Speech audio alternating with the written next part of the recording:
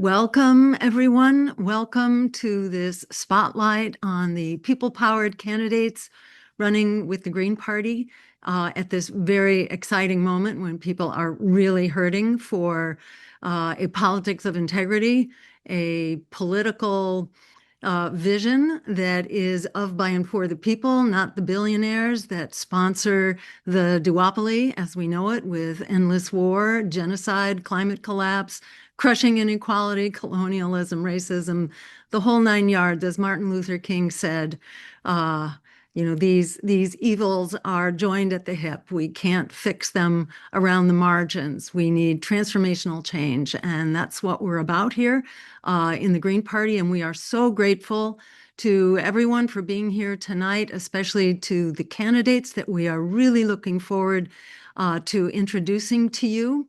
And we're here to lift them up as they run for Congress with the Green Party. I want to first give a quick thank you to the many people who've made this program possible. Mark Alborno behind the scenes on the tech, David Doonan, Rick Lass, Gloria Matera, Athena Alma, Edie Arndell, and let's see, Rose Roby, of course, and many others. You'll be meeting them tonight. I'm especially grateful to Butch Ware, my running mate in 2024, who will be co-facilitating with me tonight. And we're going to have a few words of quick introduction about how each one of us can help power up these campaigns. We'll have a few words on that, and then we'll hear from each of the candidates, followed by a Q&A for about a half hour. Please submit your questions or your comments through the Q&A function at the bottom of your screen. So a couple of quick words about why we're here.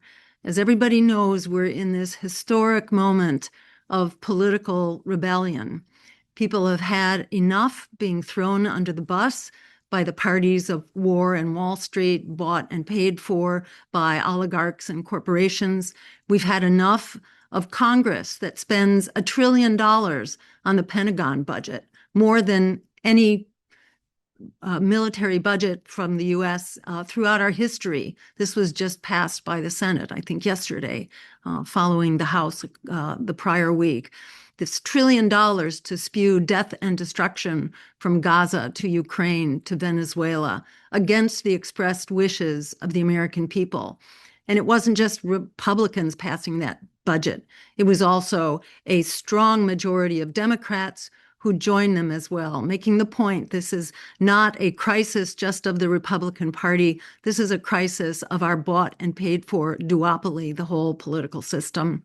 And while Congress is squandering our hard-earned tax dollars, our needs at home are being woefully neglected, as people know from the crises in virtually every dimension of our lives, as healthcare costs skyrocket and homes, education, and food become unaffordable. 2/3 of Americans are struggling to get by paycheck to paycheck. Add to that, Congress is squandering our dollars on endless wars and genocide in Gaza. We're also supplying the weapons to Sudan and the genocide taking place there, in that we are supplying weapons to the UAE, which is conducting that genocide. We have a bipartisan system of deportation, the militarization of our cities, the war on free speech and protest, rising fascism, and more. So this crisis is unprecedented, but so too is the potential for change, which has never loomed so large. It really is a perfect storm for transformation. People are standing up and breaking away like I have never seen before in the several decades of my political life. People are taking action, from the Gaza protests to the labor boycotts in ports around the Mediterranean, the ICE protests, which are just incredibly courageous across the U.S. People are standing up in terms of breaking away in their minds and in their hearts. The latest public Gallup poll shows record high rejection of the duopoly, especially the Democrats, and record demand for a political alternative. And this builds on, as you know, the outcome of the last election in 2024, where we emerged as Greens as the #1 alternative, the people-powered, grassroots alternative to the parties of empire and oligarchy. We received 4 times the vote count of the next runner-up people-powered party. So we now have an incredible lineup of congressional candidates, those who've declared, like the ones you'll hear from tonight, many others who you'll hear from in subsequent forums, as well as a whole slew of amazing candidates who are waiting in the wings. So it's up to us to show these candidates that we as Greens, we as people of integrity, we are ready to support them. And tonight in particular, we're raising funds so that the Green Party can hire the staff that we urgently need to be able to help support these campaigns. That means a social media director, a ballot access and political director, and full-time fundraising. Today's fundraiser is a chance to show the strong support that we are going to provide these candidates on the road ahead. And the good news is that we've had many people throw in already to establish a matching funds pool. So your dollars will basically be doubled. So that's all the more reason for you to pitch in, for all of us to be absolutely unstoppable together. And I can announce at this point that we have a matching pool of almost $3,500. So this is really exciting. And that means as you donate, your money is basically being doubled as we get up to another 3,500, at which time, we will have raised about $7,000.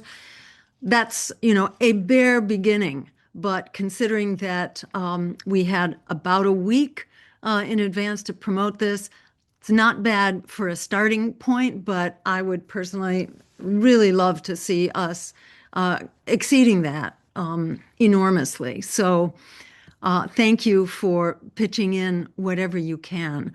Whatever amount you're able to donate would be greatly appreciated. And the donation link is gp.org/donate_webinar. And that will be appearing repeatedly in the chat. As you donate and you feel like sharing, please do. And we would love to acknowledge you and thank you as we go along. And feel free to do that, at any time. Don't stand on ceremony. But be sure to chime in with your questions and your comments in the Q&A. So with that, I'm just going to name briefly our candidates, and you'll hear more about them as we come right up to their speaking time. And this is going to be Michael Dublin, who is running for Congress in North Carolina, Andy Ellis, who is running for governor of Maryland, and Justin Phillip, who is running for Congress, and I don't have the district, Oregon, if I'm not mistaken, or is it Washington State? Please correct. Oregon. In Oregon. Okay, great. So you will hear more about them momentarily. For now, I want to, is Butch with us yet? I know Butch was juggling some childcare issues. If he's not here yet, then I'm going to turn it over to Craig. Is Craig in the crowd? Greg is not able to make it at this time. He might be coming in later, so. Okay, all right. I know he was sort of double booked with another candidate organizing meeting, if I'm not mistaken. So all good signs that we are being put to good use here. So, Rose, I want to turn it over to you To to, you? Okay, if you'd like, to sure. just say a few words about, the very important cause that we're here for tonight. All right. Well, I'm so happy everybody is here tonight and uh there I am. And it is so important that we support. You're going to have a chance to hear from some really amazing candidates. But more than just being amazing candidates, these are the candidates who are standing up for the things that matter to us, that matter to you, that matter to the American people. We need an end to genocide, and everyone here knows that. We need Medicare for all. We need a $25 minimum wage. And these are the candidates who are representing our values. And it's time. It's time. And that's why I am asking you, Kelly, hello. I'm asking you to give and give generously. We have, Jill can give you the exact number, but I think it is over 3,000 in matching funds tonight. And Rose, special news flash. It looks like Butch has just Oh, arrived, and good. because he's And on a special needs dad schedule, if sure. it's okay, Well, we I'm will sure divide your you'd rather comments see here. him. So I'll see you all later. Well, we want to hear from everybody, but we have a special time to hear from Butch. So, um,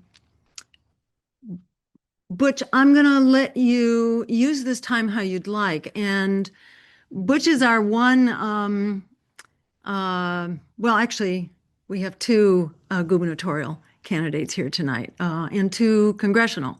So Butch, I'll just say Butch is a student of liberation and a practitioner of liberation and was an incredible teacher to me in from the first moment we met and we discovered that we had had a mentor in common, which almost made us family from the very start. And that was Annie Young, who was sort of Butch's second mother and my political mentor after we had already invited Butch to be, the VP candidate. We learned that we had this kind of family connection, which was really quite incredible. So that family connection continues to grow and bring us all together as a family here, a community of Greens that are really struggling together for personal liberation, for political liberation, for community liberation. And I can't say enough in gratitude to Butch for all that he has brought to this scene. And I'll just mention one thing, which is that he has already been invited. And I don't want to steal your thunder, but it's so exciting. I want people to know from the get-go that Butch has already been invited to the definitive debate or debates. I'm not sure which it is, but it is like the critical uh, uh, media coverage for the governor's race in California, which is a wide open race for many reasons. Katie Porter really blew it, and the Democrats have just gone further downhill from there. So it's an amazing opening in the way that uh, the stars seem to be aligned right now for transformative political change. And I want to thank Butch so much for all he's done to help make this happen. Go ahead, Butch, take it from there. Thanks a lot, Joe. Nice to see you as always. And I'm gonna use this to, I'll be back on a little bit later to talk about the race here in California.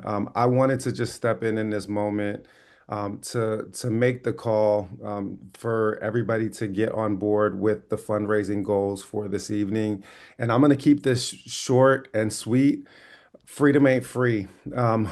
It's really critical in this moment where we have record low approval ratings for both of the genocidal warmongering parties, where their reputation is in the absolute gutter, and where traditional partisans on both sides are advocating, screaming, and calling out for an independent third party option. 53% of registered Democrats say that both parties do such a quote poor job that we need an independent third party. That number is 48% amongst registered Republicans, and that number is 70% for independents. This is our time. But the reality is that we are competing with people that are awash in blood money.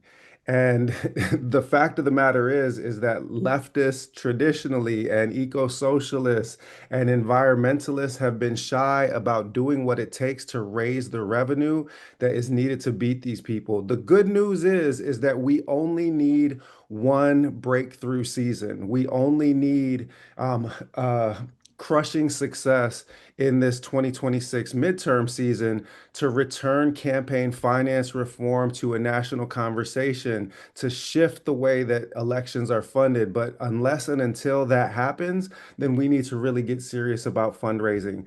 Somebody put my merchandise link in the chat. Don't go to that link. We're doing good on the merch. I'll make my pitch later, but we need the support for these candidates across the board because one of the criticisms that they made, and it's a disingenuous criticism when they say the Greens only show up every 4 years to run for president. They know better, and they know they're lying when they say it. It's designed to kind of cover for the fact that they know that they're Greens in elected office all around the country. But the reality is that this party does need to do a better job putting forth a team effort, and that's why I'm so excited about the candidates that have joined us on the ticket for 2026. I'll also just drop, we got a hell of a name that's about to drop for another Green Party congressional candidate that should be coming later on this week. And then Jill's smiling because she knows what that one is, but she also doesn't know that there's another one potentially dropping closer to home. So we're really in a position to build a strong team, but those teams are going to need support. So please get into that chat, follow the link, and support. And especially if you can, contribute with a monthly donation. One-time donations are fantastic, but if you're able to contribute with a monthly donation, then that allows us to make plans and to try to build the organizational capacity that is needed in order to fight back. The last thing that I'm going to say before I pass the mic is that um, this country, and indeed this planet, is waiting for a true opposition party to emerge at the imperial core. This is the time that the Greens have been preparing for since the time of Ralph Nader. We are the party that is best positioned to do that. Even though we are always struggling to pull the funds together and to get the team on the field that's capable of winning, we have been fighting for 4 decades to stay on the field. If you were trying to buy the electoral access that the Green Party already has for national elections, the signatures and the votes that would be required would cost tens of millions of dollars. We are ready for this, and we are the only independent political party that is ready for this. It is our moment to rise as the true opposition party, and nothing less but than the fate of the planet is at stake. Because if we leave things in the hands of Team Blue genocide and Team Red fascism, then they are going to be sure to destroy not only this nation, but also this planet, either through environmental holocaust or nuclear holocaust, military holocaust, or most likely both. So give generously, give as though your life depends on it, because all of our lives depend on it. And with that, I'll pass the mic. Beautiful. Thank you so much, Butch. Let's see, Mark, can you bring me into the spotlight here? And we're going to let Butch go off camera and be a dad there for a few minutes. And I'm going to introduce our first candidate in one moment. But first, I just want to say, if the spirit moves you to throw something into the pot, please share on the chat if you are so moved. And that way we can all just really appreciate everybody who is pitching in to make us, you know, the unstoppable force that we must be together. So please feel free to post in the chat. And I want to give a big shout out and thank you to all those who gave us our matching funds here. And that is Steve Welser and John Wong, who each generously contributed $1,000, just jaw-dropping. Thank you so much.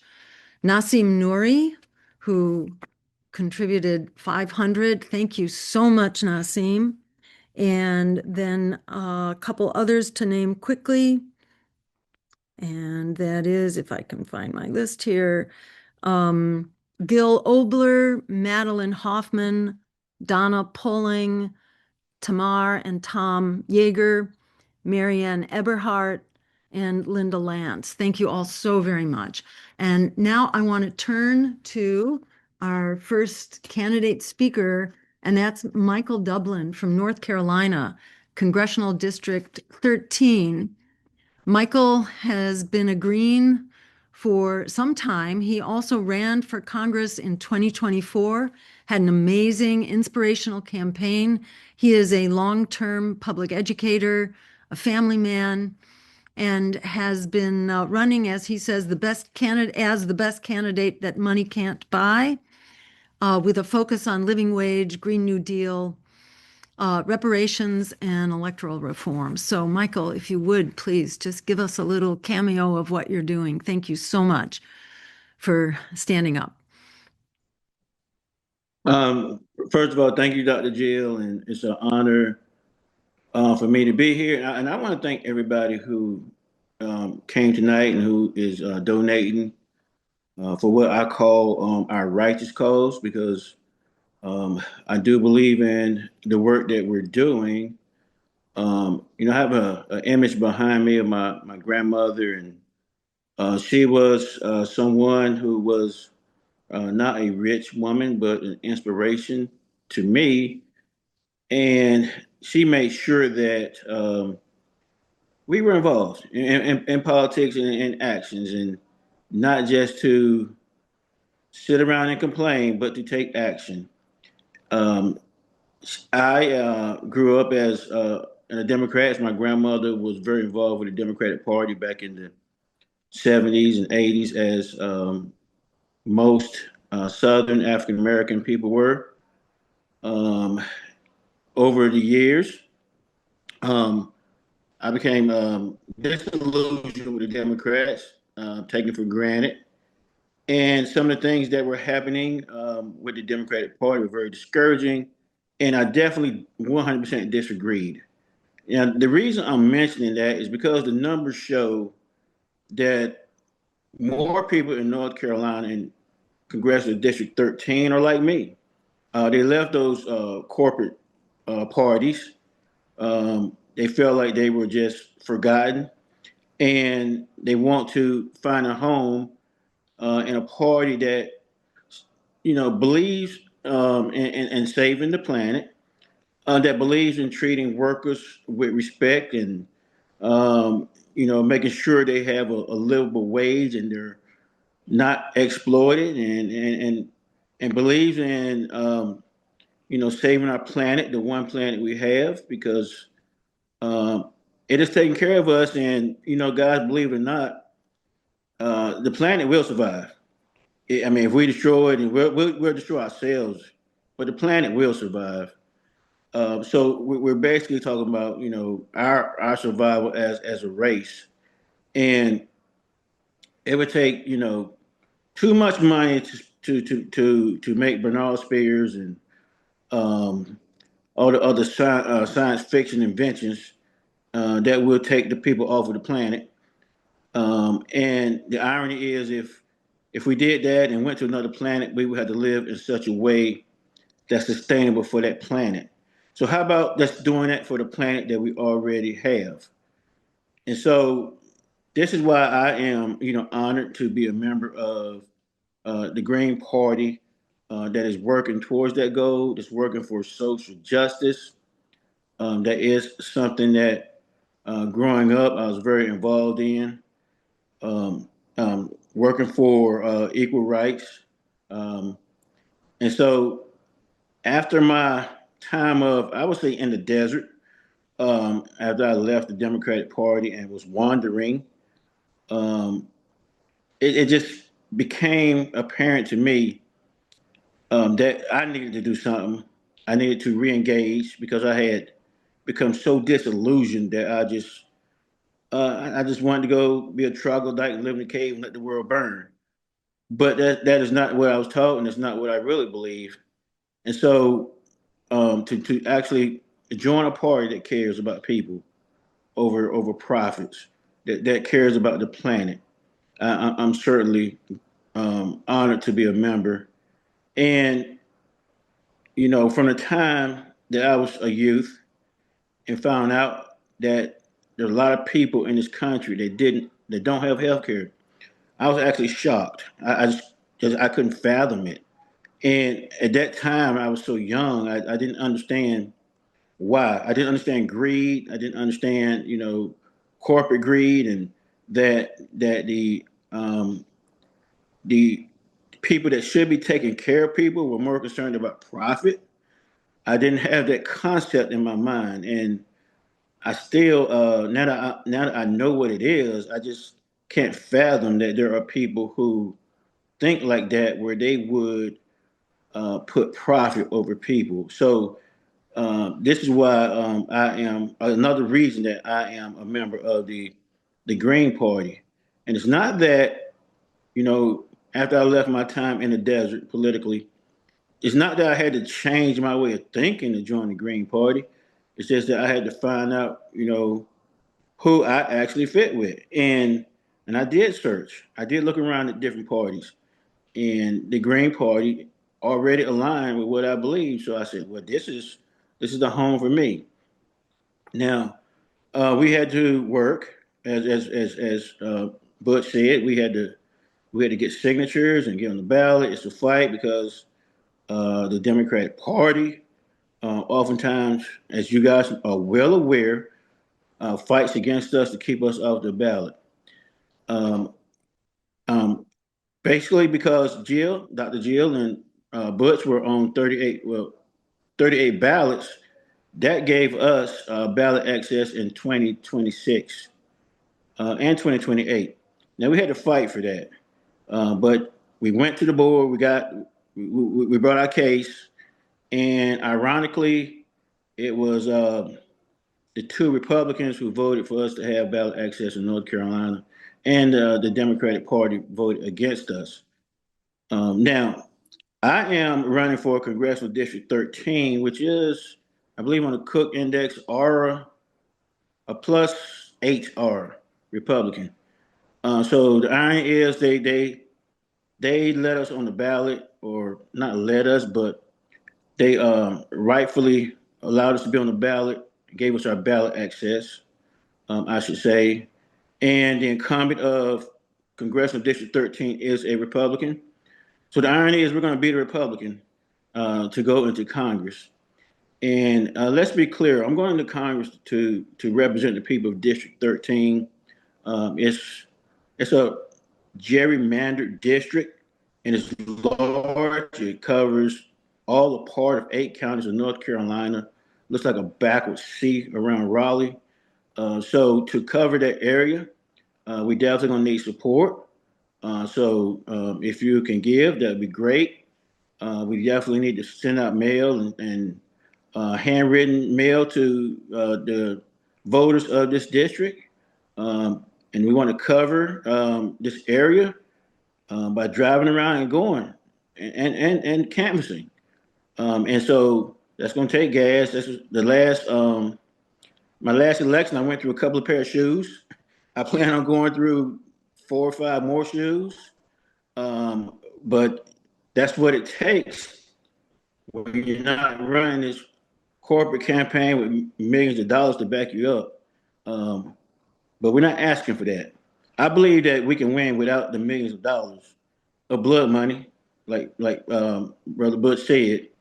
But money that comes from people who have a heart for other people, people are giving out of love, and people are giving out a care for other people, so that we can spread this green message across North Carolina and across the country. Again, I want to say I'm going to Congress not to make friends. Now, if other Green members make it into Congress, that'd be great. But I am going to stand for the people. I'm not going to stand for special interests. But I'm going there to let people know that there is a party where they can have a home and feel welcome and know that they are cared for. Thank you. Thank you so much, Michael. Well said, and your spirit is just, and your message are so compelling and warm and inviting. And thank you for representing everything that we stand for as Greens, and your very brotherly,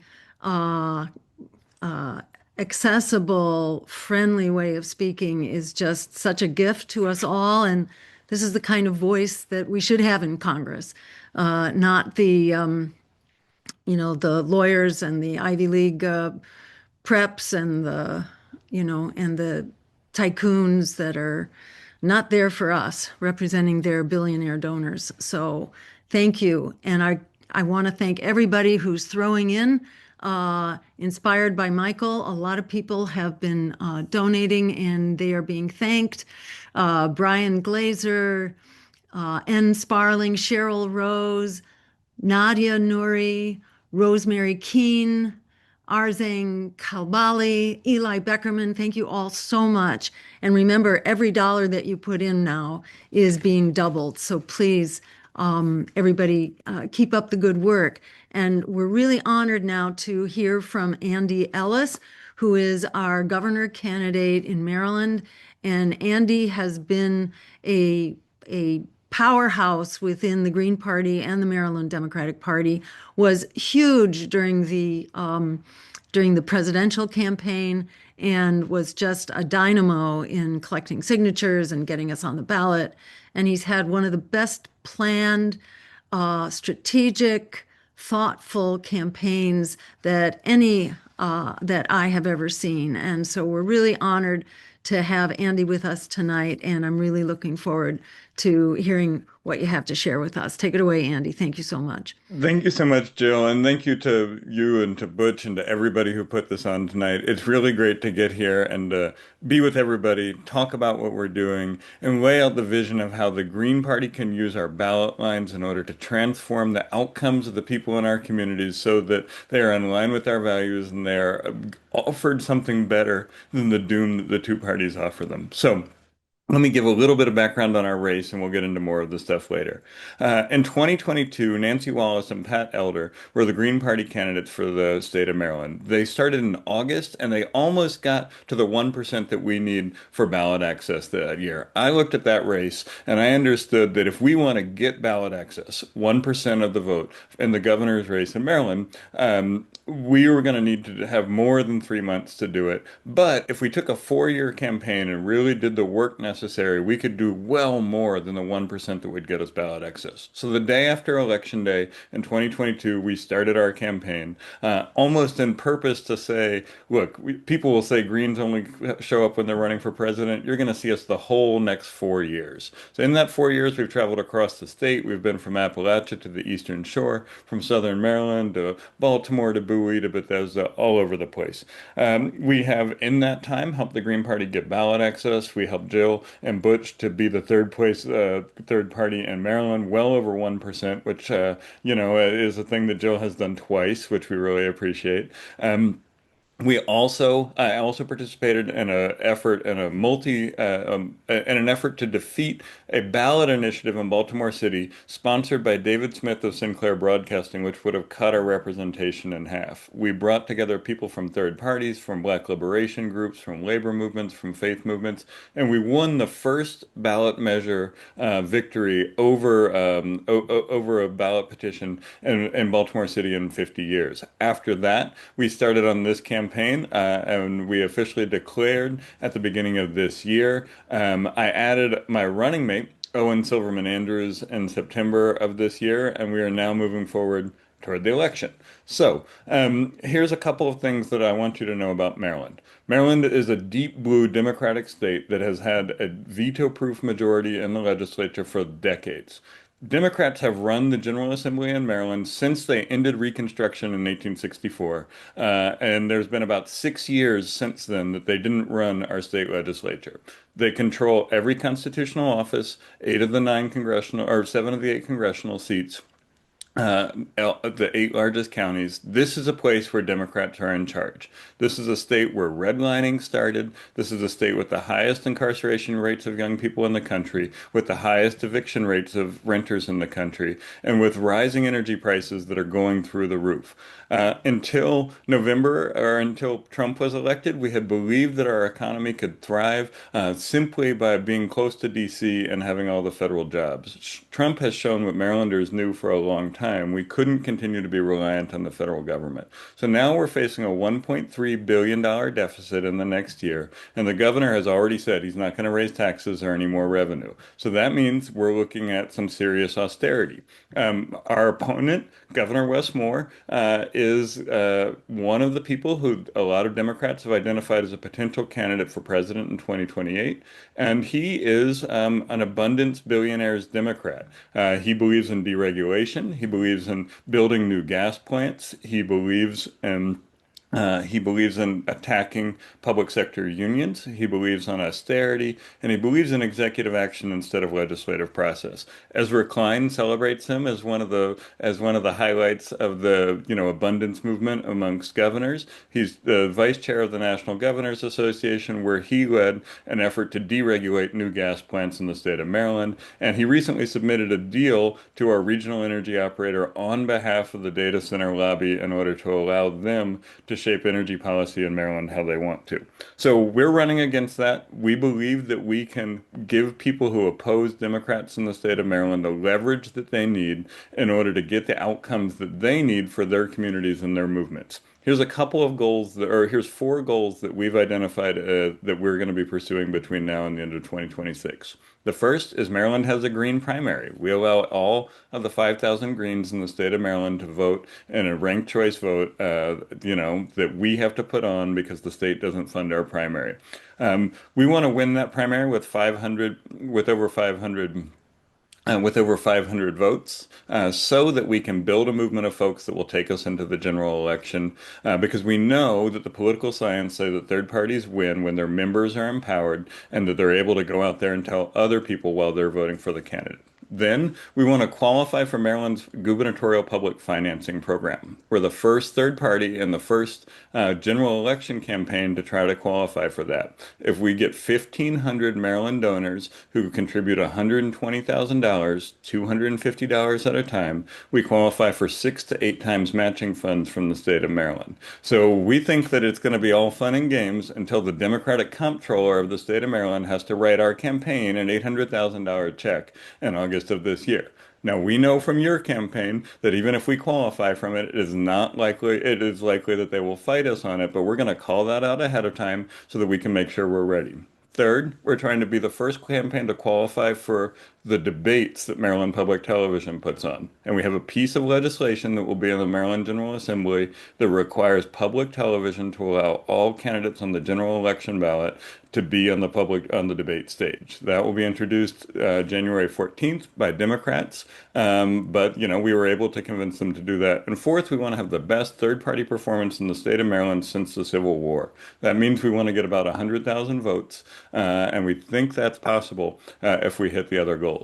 I'll take a minute, pause, stop there. We can talk about the rest of it and the Q&A, but we're really excited to be running this race right now because we think there's a transformative opportunity to make politics that works for people and gives us the Maryland we deserve instead of the Maryland the billionaires want and the two-party system tells us is possible. So thank you all for the opportunity to be here tonight. Our website is gogreen2026.com. Go check it out, and we'd love to talk more here tonight, but throughout the campaign. Andy, thank you so much. Did I hear you correctly that you have access to the televised debate? No, we're trying to get it. We're trying to get it. Okay. So January 14th, the General Assembly session starts in Maryland, and we have gotten a Democratic legislator from Anne Arundel County, who's a member of the Black Caucus, to put in a bill that would require public television to give us access if we're on the general election ballot. Absolutely. Okay, terrific. Very exciting. Thank you so much, Andy. Very exciting race. And again, that's gogreen2026.com. And Michael Dublin's website again is dublinforcongress.com. So, we're urging you to support all of these candidates and also to support our cause tonight for the Green Party, because hiring social media director, fundraising, and political ballot access director is going to benefit all of our candidates. And you learn when you do this that you are only as strong as the party. So we need to make the party strong while we're making our campaign strong. Thank you so much, Andy. And then we're going to turn it over now to Justin Phillip, who's running in Oregon Congressional District 4, and he lives in Eugene with his daughter Sophie. He's running to represent the 4th Congressional District. He's been very involved in the Pacific Green Party since 2020. He serves as secretary and as a delegate to the Green Party National Committee. And he founded at the University of Oregon, along with faculty and staff, the University Campaign for Justice in Palestine to help support and protect student protesters, which is so very critical. And then he later decided to run very much in order to try to act on really the causes that he was standing for in the organization Justice for Palestine. And in particular, his run is to be able to vote to stop our government from delivering more weapons to Israel, which is a really critical cause. He ran in 2024, and he'll be building on that in 2026. It's a campaign to end militarism, imperialism, and the forever wars. Take it away, Justin. Thank you so much for being here. Thanks, Jill. Thank you for the introduction, and it's so good to be here with all of these other quality candidates. I'm really excited about the folks that we have running for office. Big hearts, sharp as a tack, representing our party very well. So appreciate it. I think I'm in very good company tonight. I guess what we're trying to do out here in Oregon, as Jill told you a little bit of my backstory, we're trying to build on what we did in 2024. So this will be the second time I ran. In 2024, I didn't really make that decision until sort of late, and our nominating convention out here in Oregon is in May. So May to November is not a real long time. So I'm happy to have a longer runway this time around, more time to get out and talk to voters, and that's what we're trying to do. We're just trying to get out there and talk to folks as much as we can. I really love the model that Butch has sort of adopted, where he's talking about direct action plus mutual aid plus electoral politics, and that's something we've been trying to do here locally. He made a nice tagline for that, but I think we're just trying to be out in the community, walking the walk. We're trying to not just run for office, but do the other two pieces as well, as being involved in direct actions and mutual aid here in our community.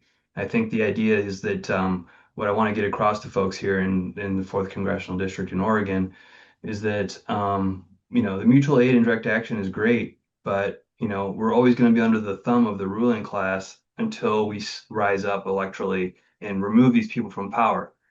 So let's go back to what inspired me to run for Congress the first time. I just saw my congressional representative continuing, despite all the activists in our district, which is heavily blue. There's 195,000 registered Democrats in my district. The next largest is non-affiliated at like 180,000, and there's less than 100,000 Republicans. So it was this Democratic representative that continued to rubber stamp all the aid going to Israel, and we knew what they were doing with that aid, right? We knew they were taking it to kill people. Just like one of the biggest moral issues of our time. So so that's why we run. And I guess one of our goals is people ask me, like, are you running to win? Of course we're running to win. And if we don't win this time, we're setting ourselves up to win next time. And hopefully along the way, we can also apply some pressure and to extract some concessions, some policy changes from the people that do hold power, because they're not listening to these activists, like I was trying to say. Over a year went by, people demanding to, or not demanding, but asking to have meetings and demanding that she stop sending weapons to Israel. Those requests were largely ignored until we directly challenged her power by running a campaign against her. So that's why we do it. And the one debate I was able to have and be on stage with her and the other candidates last time around was, we were able to extract some concessions from her. She had voted to defund UNRWA. That day, she signed on to a bill that never passed because it was too late, too little, too late. But we had pressured her to the point where she felt, it was a toxic position to have to defund UNRWA. We've made it a toxic position to have to support genocide. And, I think Andy, used this sort of language too. We just deserve better representation. These are the people represent us, and I want to be represented better, and that's kind of why I'm here. So yeah, thank you for the fundraising. As you know, we get massively outspent. I did some quick math while sitting here. I just couldn't remember, but we received over 10,000 votes in 2024 and spent less than $5,000. My opponent who won spent $2.6 million, and my opponent who lost spent almost $900,000. So they're paying like $13 per vote. And I guess the return on your investment with the green is much greater. Every vote we got, I guess, would break down to like 46 cents. So, but we're trying to get out, like I said, I'll wrap it up, but we're trying to talk to as many people in our community as possible, build name recognition. I accept just about every invitation I can get. We had a high school government class that invited us to come talk to the seniors. I did that last week. We brought sheets and talked about the green platform. And, I sort of like challenge those students to think about what is radical. Like some of these ideas might seem radical or, we get labeled as that, but I think what we're the most realistic about what actually needs to be done. Let's reframe this idea of what is radical. To me, it's radical that we send our tax dollars to kill Palestinians. To me, it's radical that we have people dying in this country every year because they don't have access to health insurance, or that we continue to allow corporations to pollute our air and water and destroy our environment and contribute to climate change. So those things to me are radical, and what we need is just a radical readjustment. And so, when people ask me what I hope to do, like, what do you hope to accomplish when you go to Congress? I mean, just being there to show people that it's possible to overcome the government that's literally just been bought by corporations and billionaires, that we can take it back. And we're having conversations not just with leftists in Oregon, we're having conversations with libertarians too, and discussing some, outside the box coalition building. So that's kind of what we're doing here. I appreciate you guys having us. I think another thing, I'll leave you with these couple thoughts. What I want good people of conscience to vote their conscience. And I want people to understand that you own your vote. And a lot of times people vote based on how they think other people are going to vote. And when you do that, you've essentially signed away your agency. You've essentially said you're allowing other people to make your decision for you. And so what I really want people to do is to free themselves from this like mental trap that they only have two choices. You don't. You have the power, you have the agency, use it. And I think better things are possible if more people do that. I'll just end it there. Well, that was a perfect place to end it. Thank you so much. I'm sitting here listening and thinking how absolutely mind-boggling it would be if we heard Democratic candidates talking like this. It's just like it doesn't happen in this universe, and it won't happen, which is why there is so much power here in this message, in the integrity, in the political vision. Thank you so much, Justin, for bringing your experience and your your moral authority to this race. And, and I say the same thing to Andy and to Michael. As others have said, as Malcolm X said, we are not outnumbered. We're just out organized. And I would reframe that to say we are not outspoken. The message of the Democrats and the Republicans can't hold a candle to our message, which is why they work so hard to silence us in the last election. They spent 10 times our entire budget they spent on just suppressing us on their so-called war room, where they used basically tricks and lies and infiltrators and spies and their army of lawyers to try to shut us down. That is an absolute affirmation of the power of our message. So I just want everyone to feel this potential power that we have and the potential power we have to really turn things around. And I'm going to now turn it over to Butch, and I'm also going to pass the torch now and let him facilitate from here on out.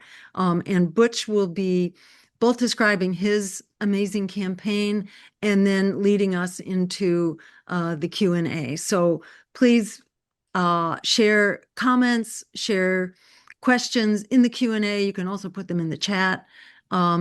There's so much for us to feel good about. And by the way, thank you, Eileen, who just threw in $200. Thank you so much for that. Thank you to everyone for whatever you put in, whether it's $1 or $1,000. This makes such a huge difference. Margaret Coteen, Timothy Pappas, Kellia Fitzgerald, Kelly Coblemere. Every donation is helping dismantle the oligarchy and transition us from this age of empire to an age of liberation. And the world needs this. We've got the right stuff. So all we need is your support. You can go to these websites and volunteer for them. You can volunteer for the Green Party. And in fact, once Butch has given his little presentation, he'll also bring in Craig Cayetano, who is now with us from the steering committee, to give a perspective from the Green Party steering committee before we go into the Q&A. So with that, I'm going to pass the baton over to you, Butch, and thank you all so much. And together we're unstoppable. Thank you. Thanks for everything, Jill. Really appreciate you. So I'm going to be brief in just talking through our position here and giving a little bit of news about where we're positioned here in the California gubernatorial race. And then I'm going to turn things over to Craig, and then I'll come back to help facilitate the Q&A. So first, with my candidate hat on. It's hard to overstate how well positioned we are in the state of California right now. We are better positioned to win a gubernatorial race than any independent candidate has been since Jesse Ventura was able to take the governor's mansion in Minnesota in 1998. A little bit of background and context. Eric Swalwell, when he entered the race not too long ago, did us a great solid because he spent a lot of money on a poll trying to determine whether he would enter the race. And the first four questions on Eric Swalwell's poll were about Butch Ware, because he knew where the threat was coming from since he had seen me dismantle Portlo Katie Porter and Javier Becerra and all of the rest of the corporate establishment Dems. And because of that, they paid for scientific polling that shows that we are now polling double or quadruple what Zoran was polling when in February, setting up his successful run for the mayoral election in New York City. And the good news is that we don't have to go from 1% to 50% the way that Zoran did.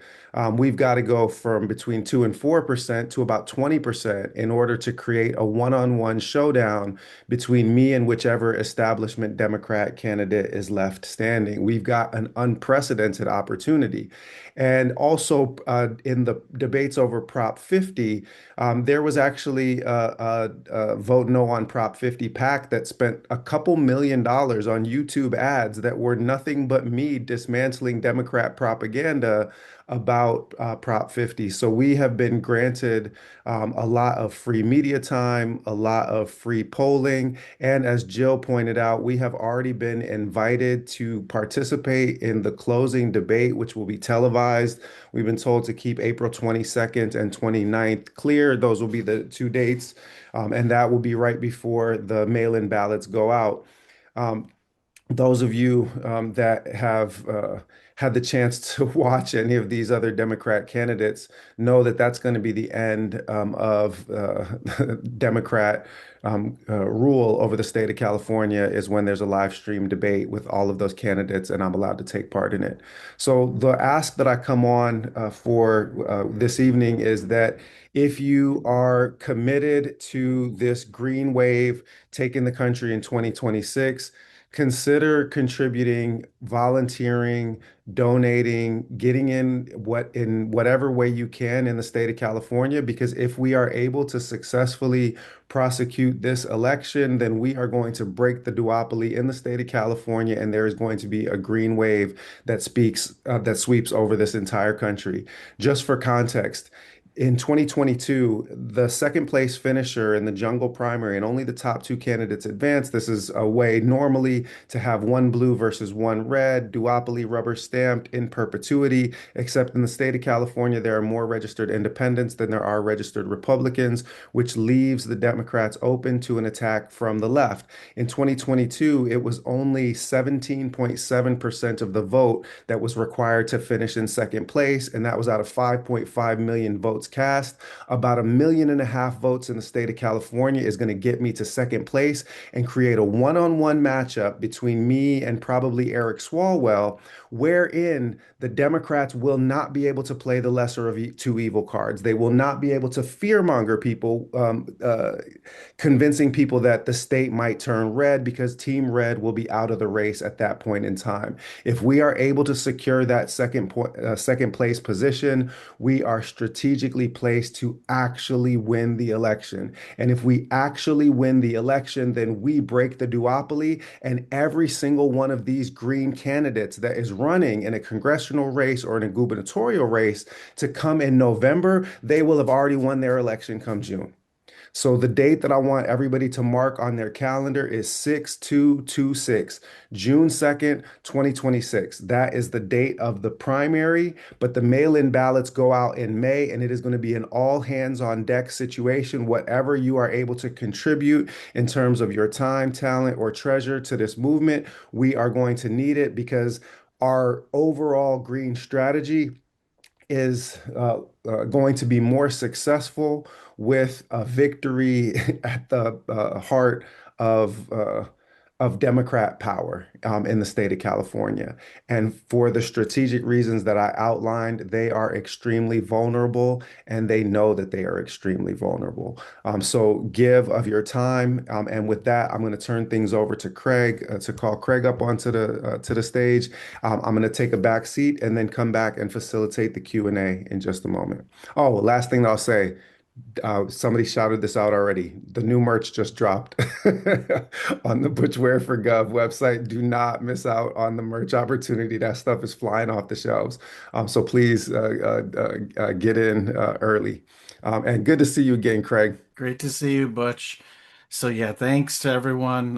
Thanks, Michael, Andy, Justin, and of course, Butch. I'm proud to be here this evening representing the Green Party as one of your steering committee members from the great state of New Jersey. We have so many great candidates who have already announced their candidacies for 2026, and we will continue these webinars throughout the upcoming year. We will work to highlight our Greens and elevate these voices who are running to truly represent all of us. Our newly elected SC is excited for the upcoming year. We do have many needs ahead, and we will put out numerous asks over, over the rest of the night. And obviously, people will be watching this afterwards too. For example, a $26 donation can help our ballot access committee. This amount can literally help us retain and regain some state ballot lines. Even a $10 donation from each of you can help us expand our media um, and outreach committees, which we need to amplify our movement and messaging.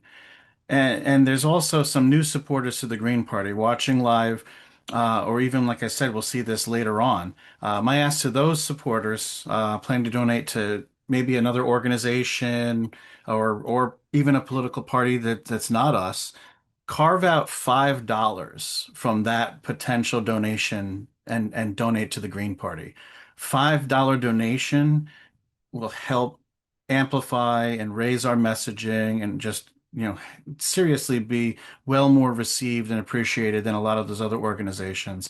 I joined the party in 2016, and, we're working hard to run serious campaigns since I was running. But it's not just about campaigns. There's so many ongoing issues that our members focus on daily.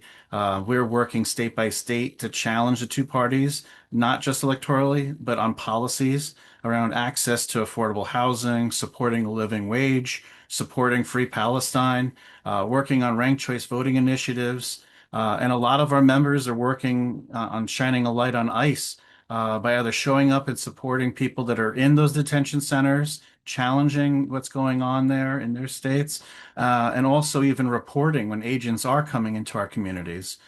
So I'm always in the corner. We're all stronger together. So I look forward to, serving again and in this role, in this capacity, being here and helping to help out any of our committees and our members and our states in any way possible. So thanks so much for everybody for attending and donating. And yes, even $5 can go a long way. Thank you.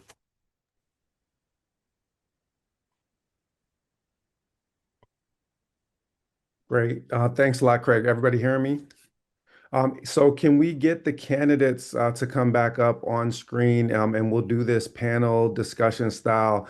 Andy, Justin, and Michael, if you guys are available, and if we could just get up maybe to not rather than spotlighting me, just to get everybody up at the same time. Perfect. Yeah. There we got Mike, and if we can get Andy and Justin on the same screen. Almost there. Beautiful. Thanks a lot. We've got some questions here in the Q&A, and please do use the question function at the bottom of your Zoom screen so that we can process some questions. First, before we get started with the Q&A, I just wanted to thank you guys for stepping up and running. Andy, you and I have been on a committee together and have had the chance to interact quite a bit. Justin, you and I got the chance to meet a few times. Michael, it's an honor and a pleasure, brother. This is the first time that I've got the chance to hear from you. I'm really looking forward to building with you, and I just wanted to thank you guys for stepping up in this moment and choosing to run.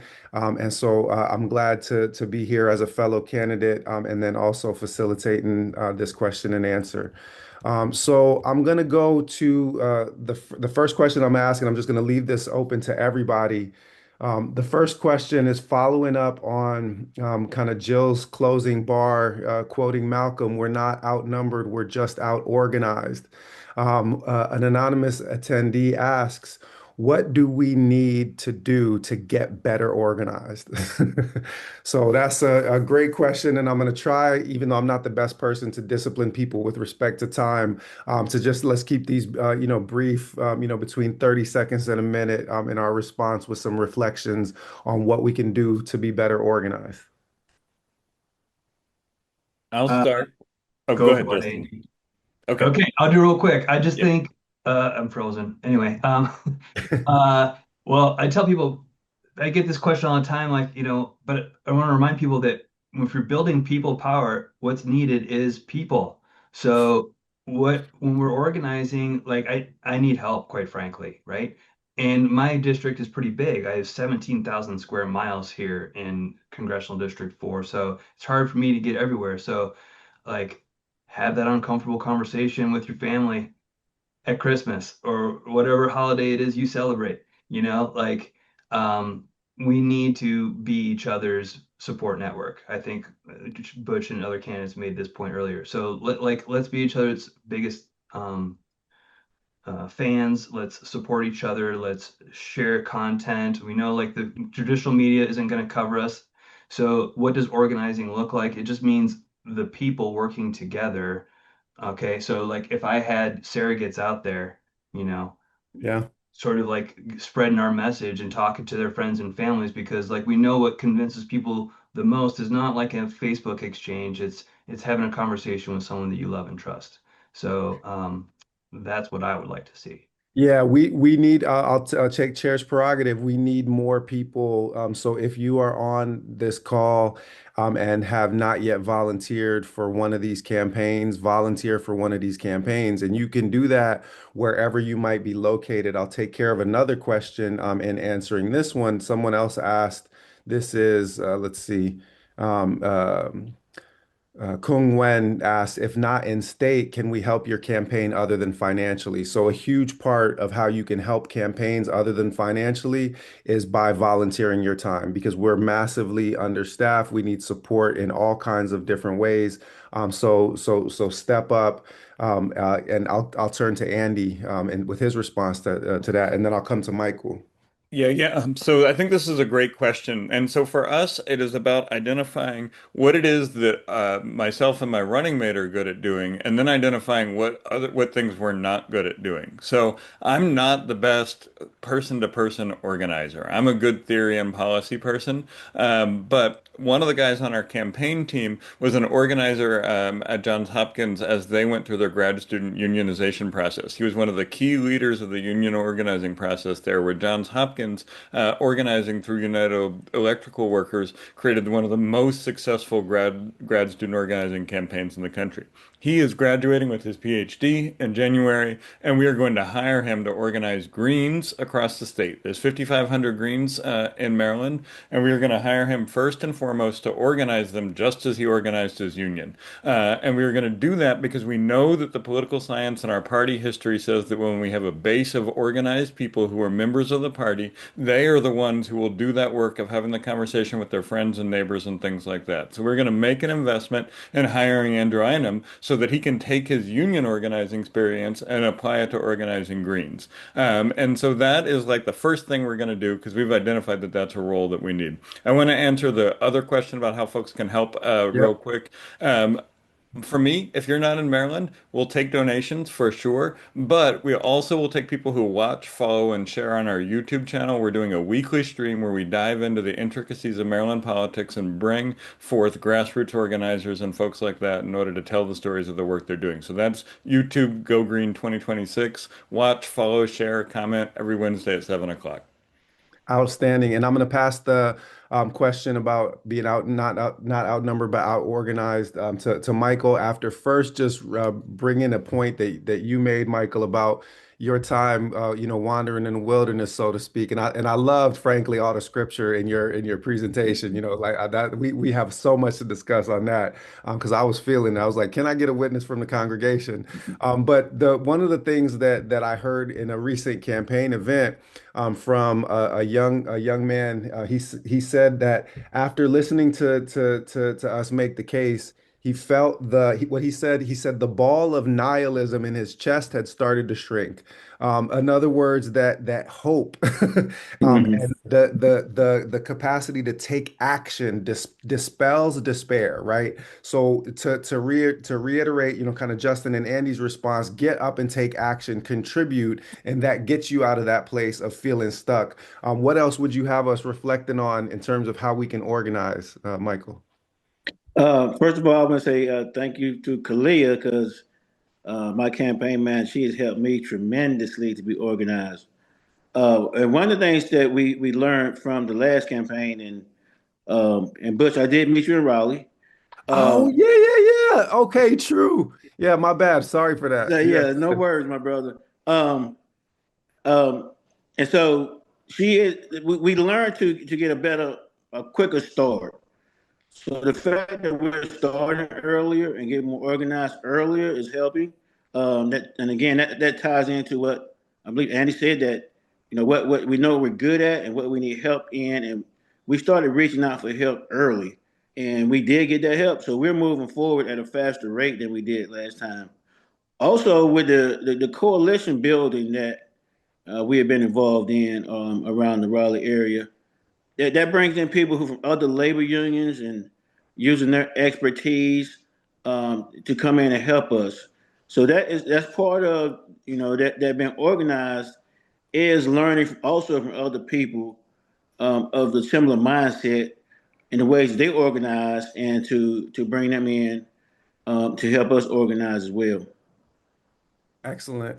I'll take one question that was just directed at me, and I'll pass on the outnumbered versus out organized note, just because that is a key theme in every single one of my public discourses. So y'all have heard what I might have to say about that. The question that I have here is, Butch, how will you deal with the Democratic legislature if you're elected? How will you get them to finally pass single payer, which lost in the legislature because Democrats voted against it? So this is a really crucial question, and I'll be brief in my answer. The first part is that I actually watched how this unfolded in the state of Minnesota when Jesse Ventura, South Minneapolis, where I grew up. So I watched how Jesse Ventura was actually very able to build coalitions of both Democrats and Republicans. And the reason is pretty straightforward. One, they are less incentivized to bang on a third party candidate than they are to bang on one another.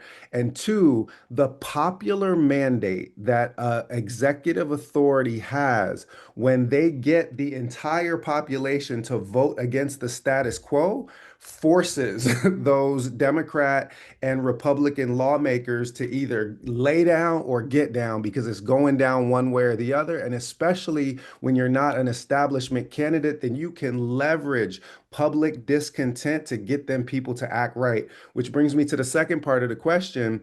How will you get them to finally pass single payer, which lost in the legislature because Democrats voted against it? Slight point of order. Democrats did not, in point of fact, vote against it. $2.7 million was laid down on the Democrat Party, and Gavin Newsom persuaded the state legislature to not bring it to a vote. And by not bringing it to a vote, it allowed them all plausible deniability on a thing that they had all campaigned for, including Gavin himself. So it is our responsibility coming from outside the capitalist corporate power structure to hold these people's feet to the fire. And I do not care if I become the most unpopular person in the state of California because I'm not a career politician. If I can get the people single payer health care, affordable housing, and ICE out of the state of California, I don't care if I never win another election, because delivering the deliverables for the people is the thing that matters.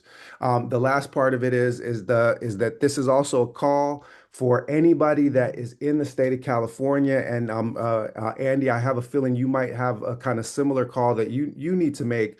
I need people to run for state legislature. So we have been at every campaign stop recruiting, especially young people, to run for state legislature, because while you can get coalitions from people on the so-called right and the so-called left, you need at least a dozen of your own chess pieces to move around the board in order to get those coalitions to work. So if you are at all interested and you are a resident of the state of California interested in running for state legislature, holler at your man. Let me move to the next. Can I actually go ahead Yeah, and make please that go ahead, comment? Andy. Absolutely, by all Yeah, means. yeah. So if you are in the state of Maryland and you want to run for state delegate or state senator, please reach out to me. We are putting together a green state-specific platform with specific legislation, specific policy, and a lot of research behind it so that we can take the ideas in the national platform and put them to work at the state level. You don't have to run on my platform, but you can use it. Also, we have all of our local elections this time around, and there are 6 jurisdictions that have public financing, and we will work with any publicly financed candidate that is running at the county level in order to make sure you get those public matching funds along with us while we're getting them. We think that's part of the organizing work of running these races publicly financed, is building the list of people who we can tap and pass on to other candidates. So if you're interested in running in Maryland, please let me know. We'd love to talk about it more. And we do need a unified front so that people aren't just seeing a green at the top of the ballot, but they're seeing greens across the state, up and down the ballot. Absolutely. So we'll come back to a more seriously situated political question, but I like this question coming in from anonymous attendee, so I'm going to read this one. You're asking people to get on the Green Party bandwagon. If the four of you were in a band, what would you play? Or would you be a singer just for fun to lighten the mood? I think this is a great question, unexpected. I'll go first just to make this easier because this one's pretty obvious for me. I'm an MC. I've never been anything but an MC. So I will absolutely, spit bars on whatever we do, and I can do it over rock and roll beats. I can do it over live drumming. I can do it over jazz.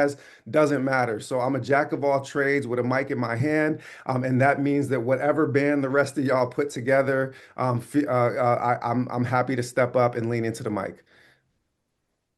Hey, I'm Mr. Dub bringing one love from the capital city. Hey, look, I hear you. I hear you. But I'm laying on the rhythm. I'm doing the bass. That's what I'm doing. I'm gonna hold it down. So you can flow and hit me off. We can do it Diggable Planet style. And just Oh let's get man, one of my favorites.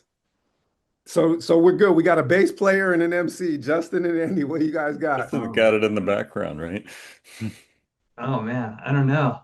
So if you don't know, I live in You Oregon have a now, but guitar grew up hanging in your background, bro. Like just gonna Right. point that out Yeah, real yeah. quick. Well, but contrary to me running for office, I'm not usually like an out front person. Like this is just something, and that's why I want to encourage like sidebar, run for office. If you don't think, hey, I'm not, I never thought of myself as a candidate. Well, I didn't think of myself as a candidate up until a couple years ago either. So anybody can do this. I'm going to say drums. I'm going to keep that beat. I'm going to keep this thing driving and push it and keep us on track. So I feel like I'll get in there on the drums. Yeah, I don't know, like White Stripe style, because that's my hometown. That's where I grew up, was Detroit. So Outstanding. I'll beat those skins like Meg. We're Yeah. we're we're basically there. Andy, what you got for us? Yeah, so my wife plays violin in a local chamber music group, and we were at a concert on Tuesday night, and the leader of the organization asked me what I play, and I said I'm just very good at clapping for musical performances. So I will be there to be your audience. I will give an excellent clap. I will make sure even when it doesn't hit right, it hits right. And the other thing that I can offer, I was on Dr. Jared Ball's show this week, and we were talking about we were talking with Renee Johnson, and we were talking about some old hip hop. The other thing I can tell you is like every mainstream artist who has ever criticized the United States, who has ever talked about genocide, who's ever talked about capitalism. So we might be talking about Trick Daddy's America a little bit in there, and some of these other songs that are on like deep cuts where commercial artists are talking about stuff that you wouldn't hear, and even deeper cuts where professors like Dr. Ware are laying down academic stuff over beats. So, I'm your clapper and your sample digger. So we got Andy digging in the crates, and I'm just gonna tell you. So if you can clap, we can also like put a tambourine in your hand or percussion. a triangle, something. We can get you on the percussion section. I think that we've got everything that we need. I'm gonna come back to some of the deeper political questions and just noting that we're gonna try to close things out at the bottom of the hour. Um, so from Maureen Doyle, how do we ensure public housing that will meet our needs and stop the corrupt corporate takeover of real estate? And I'll leave this open to anybody in any order. Man, I mean, that's a great question. And I just want to say that that is one of the key things that we're running our campaign on here in Oregon. Eugene, last time I checked, has the highest unhoused population per capita of anywhere in the country. So, and that's like the most populous city in our district. So, I we definitely need to build housing, but we also need to utilize the housing that's already there. I know, Butch, you've been challenged with this question in California, I'm sure. Yep. Up and down the West Coast, it's an issue. But another thing the West Coast has in common is, guess what? Guess who controls all three states on the West Coast? Team Blue, right? So if you want to ask yourself, why don't you have the things you want, even though the party you support controls everything? I mean, it's a good question to ask voters, right? So why don't we have the housing policies we need Yep. when Democrats are can control every facet of government in California, Oregon, and Washington? Why don't we have healthcare for all when there's people pushing for it here as well? So, I mean, the proof is in the pudding. They're not putting up So it's time for us to take over. Yeah.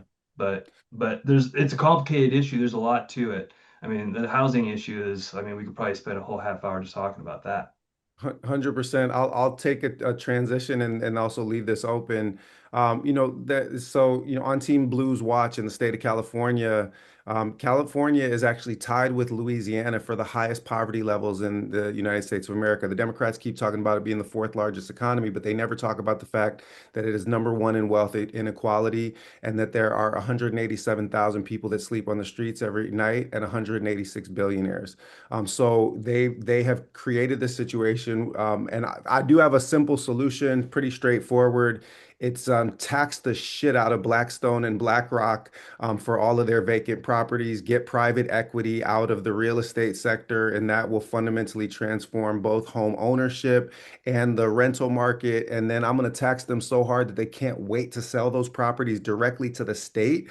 And we use those for social housing operated at cost rather than for profit, the way that a city like Vienna in Austria does. And by having publicly operated housing, that serves as a natural check on price gouging in the private sector. So, along with some common sense rent control, you can kill both demons with one bullet. You can take out the thing that's spiking the housing purchase price, and also home rentals. So for me, private equity and corporations are the root of all evil, and that's the best place to fire an effective shot. But I'm happy to leave this question open to Andy or Michael as well, and then we'll have one more question before we close out. Yeah, I mean, so for me, the key to this is to make it durable. So one of the things that I would do is make housing a human right in the Maryland Constitution, and I would tell the Maryland General Assembly, the Democrats in the Maryland General Assembly, that if they did not pass that and put it to the voters, that I would veto everything they sent me. They may be able to override those vetoes because they have a veto-proof majority, but I want it to go to the voters in order to make housing a human right in the Constitution so that it is durable and it is not dependent on the whims of any one politician who's in charge. Once we do that, we're going to work with groups like Fight Blight Baltimore that are grassroots black-led organizations that are doing everything they can to defend black housing in a place like Baltimore where a bunch of people are homeowners, but the state and the tax collectors are trying to take those homes out from under them in order to make sure that black homeowners can pass those homes down to their children and continue the generational wealth that they have instead of seeing it surrendered to the state like is happening right now. So, constitutional amendment, work with grassroots organizations, and make sure that we put the people at the center of housing policy who are the ones doing the work on the ground to stop the state from taking people's homes. Excellent. And I wanted to work with overturn the Fairclough Amendment and I've actually talked to people who were in office in the city of Raleigh about this. And the developers will come in and they'll make a bid and they'll say they're going to build a whatever building or whatever. And they're going to have so much affordable housing. And then once they get close to completing it, they go back to the city and say, oh, we can't build those affordable houses now because it's not sustainable for us as far as the amount of money we need to make. And the city and the county, they can't do anything about that. And so um, what we need is, in my opinion, to work with these city and county organizations from a federal level so that these developers, we have developers that work for the city where they're making housing not just for a profit, but because there's a need. And it is a human right. So we need to build where there's a need and not just for profit. And the house is already there. Okay, we have so many empty houses around Raleigh area. Those houses can be opened up and with rent controls and everything like that to get everybody in housing. Outstanding, and thank you for highlighting, something that's inherent in the panel, which is, the articulation between state executive authority, gubernatorial candidates, and, federal legislative authority. Really, this is one of the crucial ways that we as Greens need to build strength at multiple levels, because these policies interact with one another. Last question, and just since we're at time, we're gonna make this one a lightning round, 30 seconds or less. Um, Do any of you have transportation as part of your platform? We need to create more public transit. Where are we on transportation and transit with respect to our platforms? And I'll in any order. Absolutely, yes. Yeah. I'll go second. We're gonna finish the high-speed rail in the state of California, and we need free buses in every major city, affordable high-speed rail to connect the entire state. It is absolutely ridiculous that I have to fly from Santa Barbara to Sacramento to go do events. That makes no damn sense. So yeah, it's a crucial part of our platform as well. Justin and Michael, you guys have anything to say about transportation? Yeah, absolutely. Because 70% of the workers in District 13, they travel in, and 70% are like, one occupancy vehicle, and the average commute time is 30 minutes, up to 90 minutes. And so that's a lot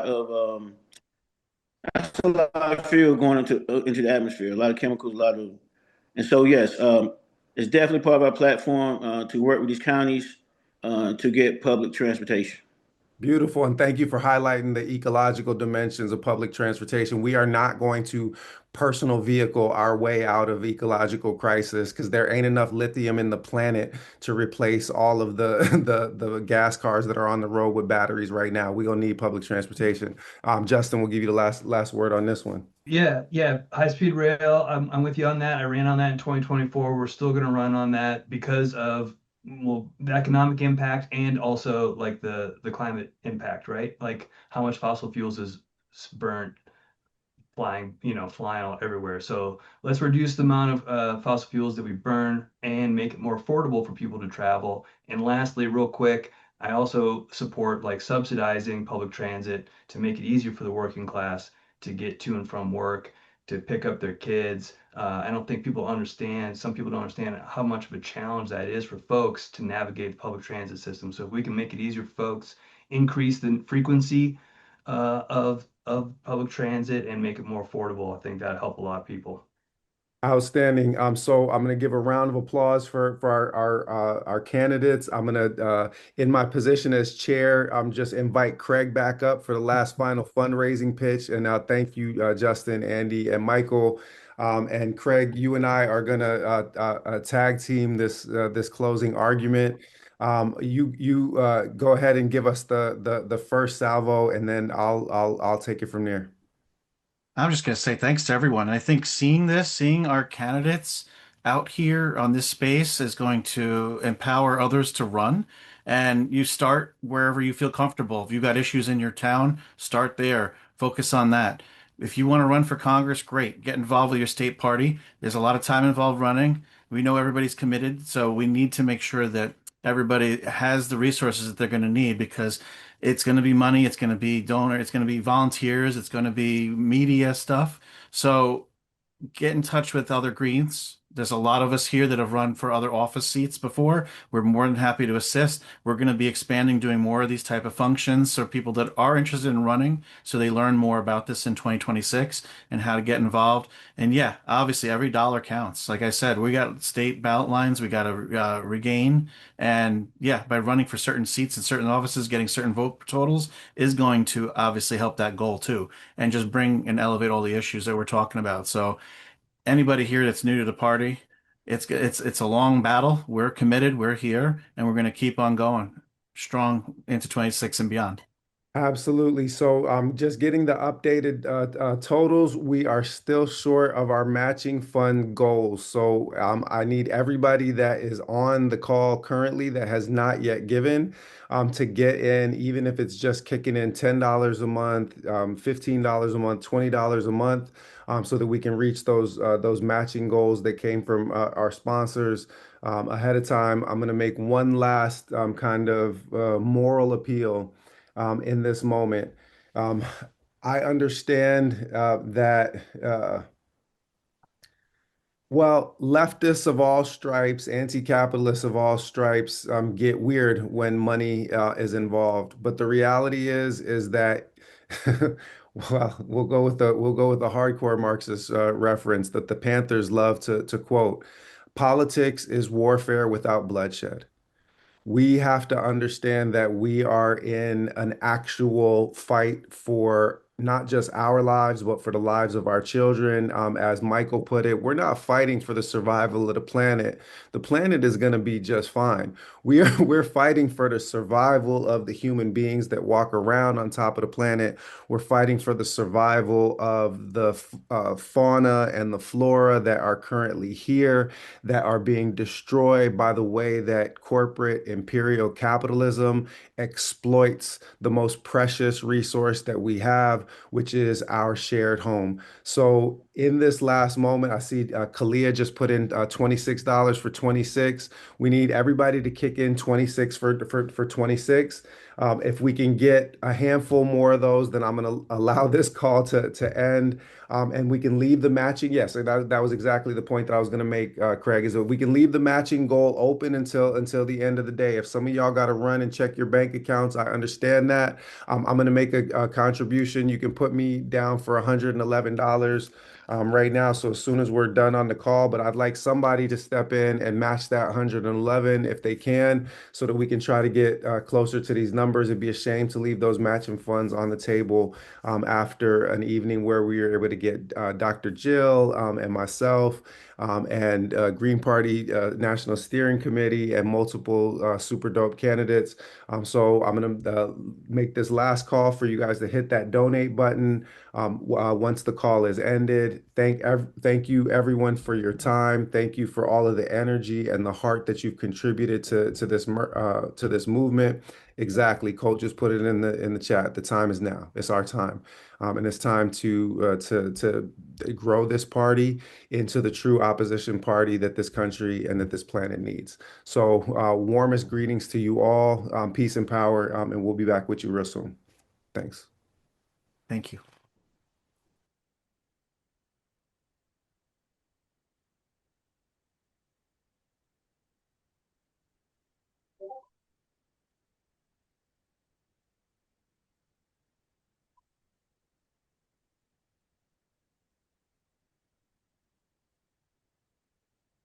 And I just want to quickly thank all our candidates.